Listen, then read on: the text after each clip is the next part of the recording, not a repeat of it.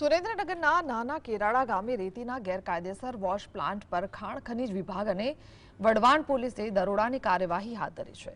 થોડા સમય પહેલા આ જ વિસ્તારમાં ખનીજ માફિયાઓએ ખાણ ખનીજની ટીમ પર હુમલો કર્યો હતો, જેના પગલે તંત્ર સફાળું જાગ્યું હતું। સતત ચાલતી ખનીજ ચોરી સામેની આ કાર્યવાહીમાં પોલીસે 2 ડમ્પર લોડર, ટ્રેક્ટર અને ગેરકાયદેસર રેતી વોશ પ્લાન્ટ જપ્ત કર્યો છે। ઝડપાયેલા મુદ્દામાલની કિંમત 1 કરોડથી વધુ આંકવામાં આવી રહી છે।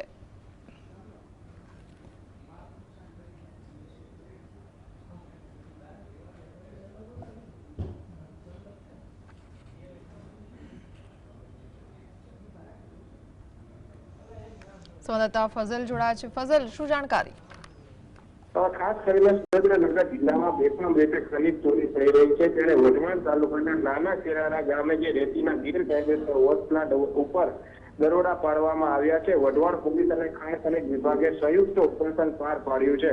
ખાસ કરીને 3 દિવસ પહેલા નાના કેરાળા ગામમાં ખનીજ વિભાગના અધિકારીઓ જ્યારે રેડ પાડવા ગયા ત્યારે તેમની ઉપર હુમલાની ઘટના બની હતી। ત્યારબાદ હવે આજે વહેલી સવારથી વઢવાણ પોલીસ અને ખાસ કરીને ખાણ ખનીજ વિભાગની ટીમો દ્વારા વઢવાણ નાના કેરાળા ગામે સર્ચ ઓપરેશન હાથ ધરી અને અલગ અલગ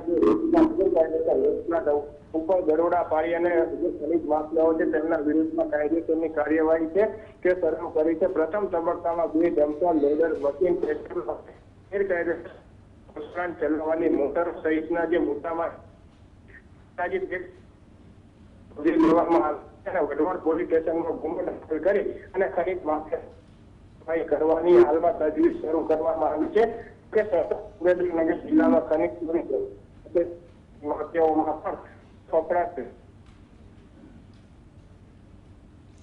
તેમના દ્વારા આ સંયુક્ત ઓપરેશન હાથ ધરી અને દરોડા પાડી અને હાલના તબક્કામાં કાયદેસરની કાર્યવાહી શરૂ કરવામાં આવી છે।